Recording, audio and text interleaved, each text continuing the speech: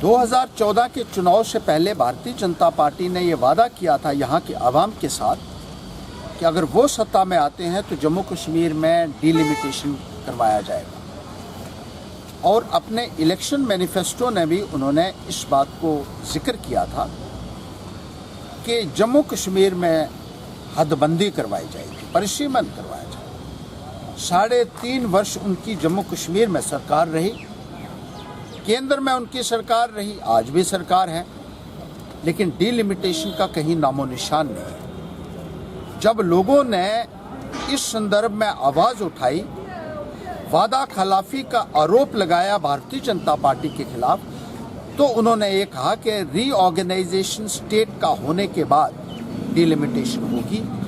Union territory बनते ही इस संदर्भ में प्रक्रिया शुरू करने का वादा बीजेपी के लीडर्स ने किया, लेकिन 5.5 महीने होने के बाद भी डिलिमिटेशन का कहीं नामो निशान नहीं है। ऐसा लगता है कि भारतीय जनता पार्टी ने इस नारे का इस्तेमाल जम्मू के लोगों से वोट हासिल करने के लिए किया।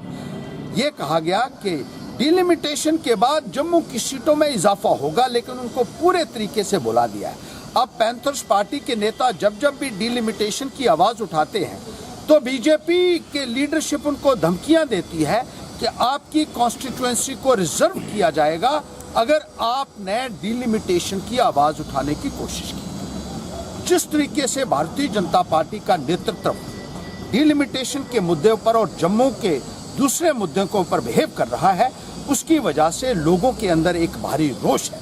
हम ये कहना चाहते हैं कि न केवल डिलिमिटेशन होना चाहिए जम्मू कश्मीर के अंदर, बल्कि जल्द से जल्द इलेक्शन जम्मू कश्मीर में किए जाने चाहिए।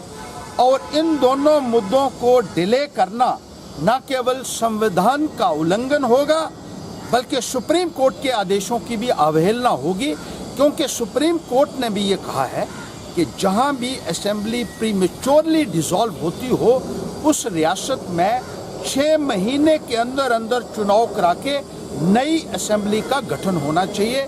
लेकिन भारतीय जनता पार्टी की सरकार ऐसा लगता है कि सत्ता के नशे में चूर होकर न केवल संविधान का उल्लंघन कर रही है, बल्कि सुप्रीम कोर्ट के आदेशों की भी धज्जियां उड़ा रही है।